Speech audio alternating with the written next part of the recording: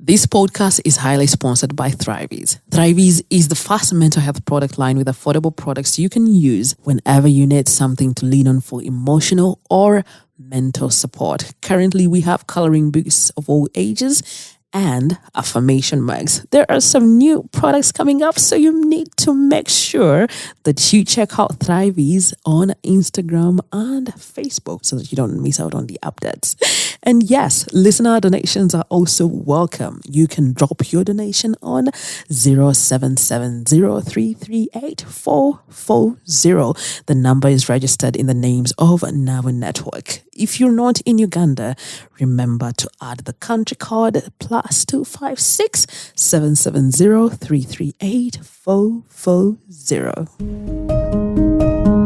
Hey, welcome to #Window. This is the #1 African millennial podcast that sits at the intersection of mental health, self-discovery, and personal growth.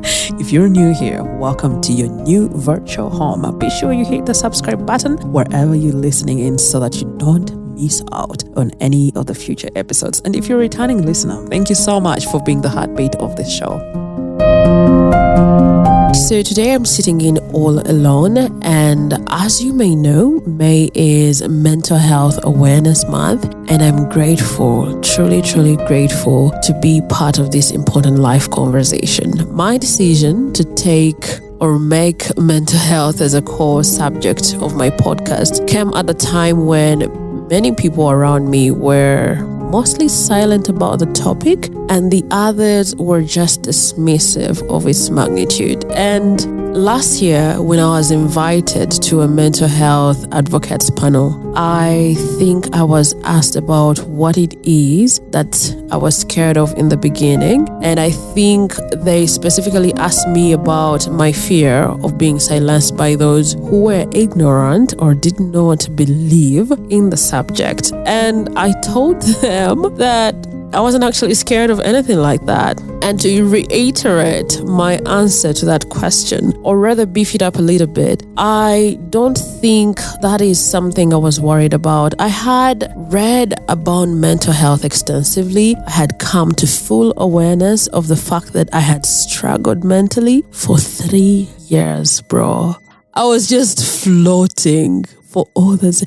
When I think about that period, I'm like, what the heck? As in, what? I struggled or was mentally struggling for 3 years without knowledge of what was eating me away. I knew what I was going to advocate for. And it's not even that I specifically looked at mental health for the podcast topic. At the time I started out, conversations about content creation weren't as many as they are right now. I just wanted us to have conversations on life, the things that we were silent about, yet they're very crucial in the way we live our lives. What scared me the most was the fact that I did not know anything about podcasting. I started without knowledge of what I was doing or any podcaster that I could look up to, bro. I think about these new content creators and I'm like, these guys are very lucky. They are very, very lucky.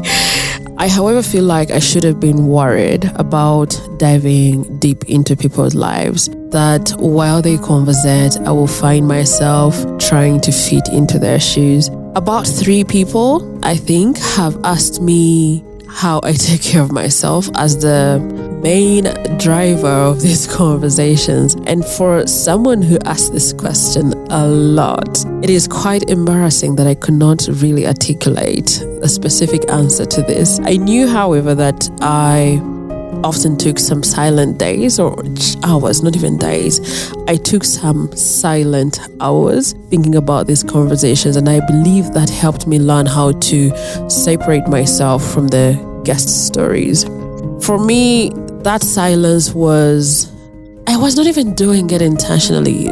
I think naturally that's one of the ways I internalize or understand, make sense of some things. Like if I'm just straight from traveling, I've seen so many people. You do not expect me to come back home and give you a full story. Bro, that story is going to come in bits for like a week or even a month. Like I remember one thing and I'm like, oh, by the way, can you imagine this happened? So I am that kind of person. I have also set that is said. I've also shed some tears in conversations, some conversations, of course, not all of them, because of how closely related some people's stories are to my own story. Last week, though, the two-part conversation that we had left me feeling emotionally drained. During the conversation, I maintained my professionalism, but after the recording, I found myself in a state of shock. Like I was stuck in shock. And it was because we had this conversation in the night. So we recorded the 3-hour-long conversation and it was past midnight. I was too tired, but I couldn't sleep. This is by far the longest I've had to sit for a recording, like 3 full hours. And then editing made me relive the story all over again and again and again, to the point of feeling like I was walking around with so many suppressed emotions. And days after it all, I still struggled.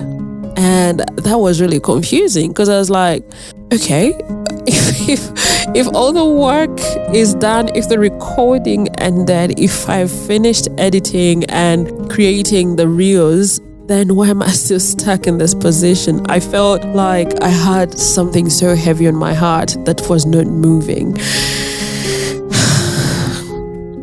I knew.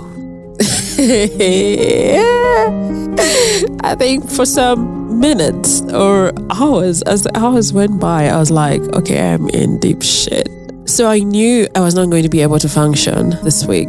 And I knew I was going to take an immediate break. But after taking some time to fully understand, because I really wanted to get to the bottom of this, so I sat myself down and thought about all these things, because I was like, okay, we are struggling with this. So what is the problem? That's one of the skills that I've learned over the years, to learn how to speak to myself even before I knew what therapy looks like or what it feels like. I think that's the best thing. So I had to ask myself these questions. Why am I feeling stuck? Why do I feel like there are emotions that are pent up in me? And I think that was Friday. So I realized that one of the things that was weighing me down the most, okay, weighing down sounds like an exaggeration. After taking some time with myself, I realized that I hadn't fully sympathized with the child in Helen. I think there were so many revelations that were coming at me in the same conversation. And I don't know if I still have the right to say in a short period of time. Like, to be honest, 3 hours was long. But when you look at the revelations that were coming in that conversation, bro, that's a short time. That is something that needed like 2 weeks or a week to just keep talking about, not all at once. So I realized I hadn't sympathized enough for the child in Helen, and I found myself crying. And when I cried, I felt myself a little lighter. Recently, I told someone that I've noticed that when I think about the things that have scarred me as an adult, I let off a sigh, but it isn't the case for the things that bruised me as a child or as a teenager. I sympathize a lot for the child in me that suffered a lot on her own. And as a mental health advocate, I've noticed that I'm very attached to childhood struggles of other people. Like, bro, I find myself bawling. Someone can tell me their struggles about themselves as an adult, but the things that tug at my heartstrings are those silent wars of children, those unsaid struggles, those unexpressed emotions. And when I noticed that, I was like, okay, so this is what we're dealing with. And by Saturday, I really slept in. And by the time I woke up, I felt like, okay, the early mid-season break is not going to happen anymore, because I was feeling a lot better. When I pulled out my laptop to edit this week's episode, though, I was shocked at how bad the sound is. And I think if it was something that I faced years ago, I would have just let it pass. But I've experienced thank God to Media Challenge Initiative and MCI Radio, I have experienced what good sound quality is, and I just couldn't let it pass. So I decided to choose the next episode in line, and to my shock, I couldn't find the recording. That for me was a sign of a forced break. So yeah,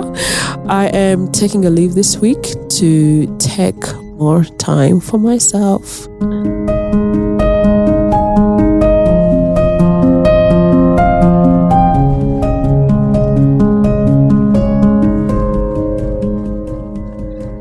So to truly answer the question about how I take care of myself after such deep conversations, and I've had to think long and hard enough because I was just doing these things not because of the conversation. But let me just share what my self-care looks like. So I write a lot. I've realized that I'm the kind of person who feels clogged. I feel clogged when I do not write. So journaling is really, really big for me. And I was doing this way before I knew what journaling meant, or even knowing that it's healthy for someone to do so. And now that I also sell coloring books, I've added time for coloring in my self-care plan. And then this year, I've also noticed that I have been sleeping a lot more than I've been doing in the past years, bro. I barely slept in the past 5 years. I also love taking in the morning sun.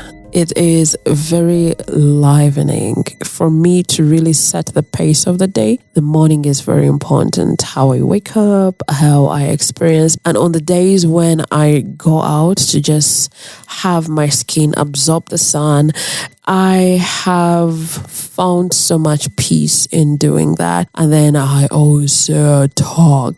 You guys know, man, I'm a podcaster. But outside, without even the microphones, I am talking. The emotions that I had about last week's conversation had me talking a whole lot more than I should have. And at least I managed to express my emotions around the conversation. And yeah, one of the things that I planned or I thought wise were to see a therapist a lot more. But I haven't done that. Or maybe I'm still looking for the money as well. So before I go, I want to thank our new subscribers on YouTube for joining us. The podcast channel is growing. I had opened the channel last year, but there was barely anything to put. And so when I linked my podcast to YouTube in February, I still abandoned it because I was like, I didn't think a lot about it until probably at the end of March when I realized that, wait a minute, who is here listening? Who are you guys listening in for YouTube? So April, I put in some more energy. I became more intentional about growing the YouTube channel. And that is because I also noticed that it grants more people access. For the people that do not fully understand or have podcast platforms, at least YouTube makes this information accessible. So thank you for joining the family. Thank you for joining the community. I'm not sure how this will work out, as this might be one of the first 98% audio channels on YouTube. But I'm excited to explore this new format and create a supportive community with you all. By joining this channel, you'll be part of the African community that prioritizes mental health and self-care. Together, we can create a space for open conversations and growth. See you next week for a rather different kind of episode. There's going to be someone taking on the role of the host. So yeah, be sure to check it out.